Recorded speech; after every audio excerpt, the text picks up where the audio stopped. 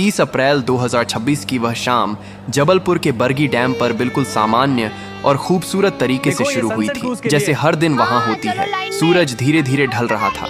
नर्मदा नदी का पानी सुनहरी रोशनी में चमक रहा था। हवा हल्की थी और माहौल में एक अजीब सी शांति और खुशी थी। लोग अपने परिवारों के साथ घूम रहे थे। बच्चे हंसते हुए इधर उधर दौड़ रहे थे। कुछ लोग मोबाइल से फोटो और वीडियो बना रहे थे और कई लोग उस दिन की सबसे खास चीज का इंतजार कर रहे थे, क्रूज राइड। वह बड़ी मोटर बोट जो लोगों को नदी के बीच लेकर जाती है ताकि वे प्रकृति के बीच कुछ पल शांति से बिता सकें। लगभग शाम के 5 बजे के आसपास लोग धीरे धीरे उस नाव में चढ़ने लगे। कोई अपने दोस्तों के साथ था, कोई परिवार के साथ, कोई अपने छोटे बच्चों को गोद में लेकर चढ़ रहा था। एक माँ अपने लगभग 3 साल के बच्चे को सीने से लगाए हुए थी। बच्चा खुश था और पानी की तरफ देखकर ताली बजा रहा था। कुछ कॉलेज के लड़के मजाक कर रहे थे। एक नवविवाहित जोड़ा हाथ पकड़े बैठा था। Every moment with you is I love you.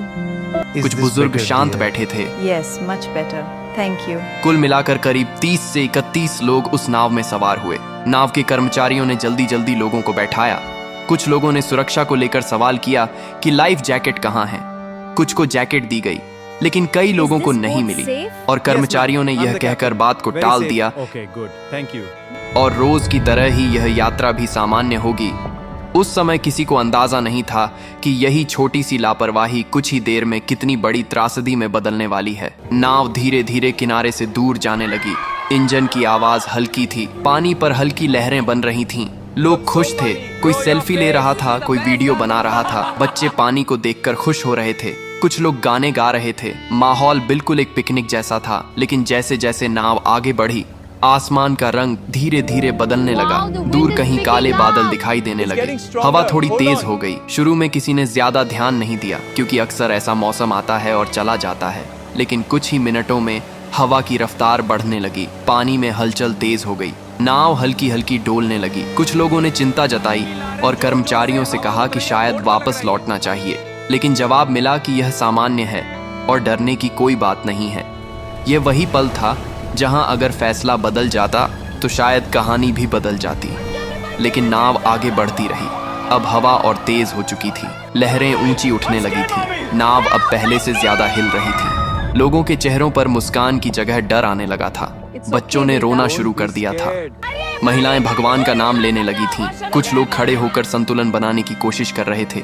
तभी अचानक एक तेज झोंका आया और नाव एक तरफ जोर से झुकी। लोग चीख उठे। कुछ लोग गिर पड़े। पानी नाव के अंदर आने लगा। माहौल अब पूरी तरह डर में बदल चुका था। लोग चिल्ला रहे थे, लेकिन अब बहुत देर हो चुकी थी। अचानक एक और बड़ी लहर आई और नाव का संतुलन पूरी तरह बिगड़ गया। कुछ ही सेकंड में वह पल आया जिसे कोई कभी भूल नहीं पाएगा। नाव पलट गई और सब कुछ पानी में चला गया।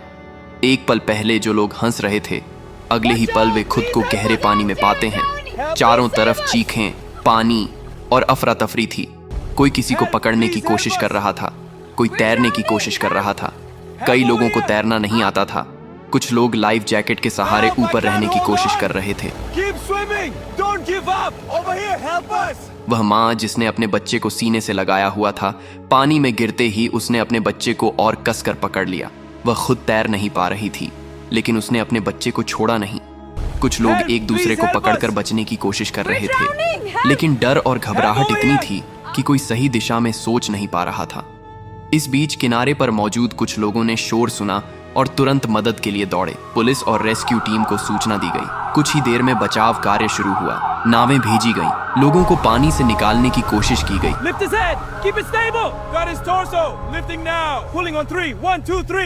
जो लोग सतह पर थे उन्हें जल्दी बाहर निकाला गया, लेकिन जो नीचे जा चुके थे उन्हें ढूंढना मुश्किल था। कई लोगों को बेहोशी की हालत में निकाला गया।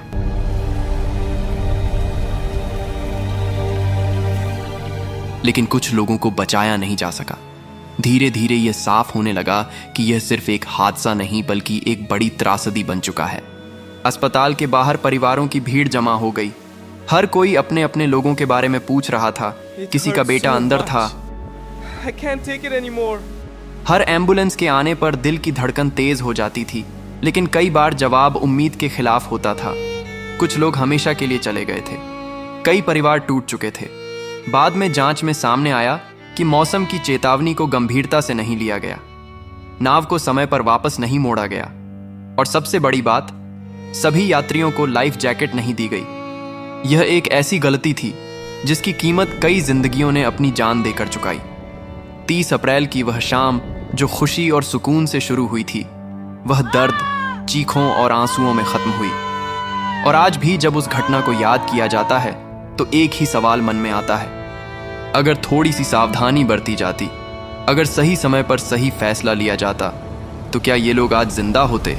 यह हादसा सिर्फ एक घटना नहीं था, यह एक चेतावनी थी कि जिंदगी में सुरक्षा को कभी हल्के में नहीं लेना चाहिए, क्योंकि एक छोटी सी लापरवाही भी सब कुछ छीन सकती है। और उस दिन नर्मदा का शांत पानी गवाह बन गया उन आखिरी पलों का, जहां हंसी अचानक खामोशी में बदल गई और कई कहानियां अधूरी रह गईं।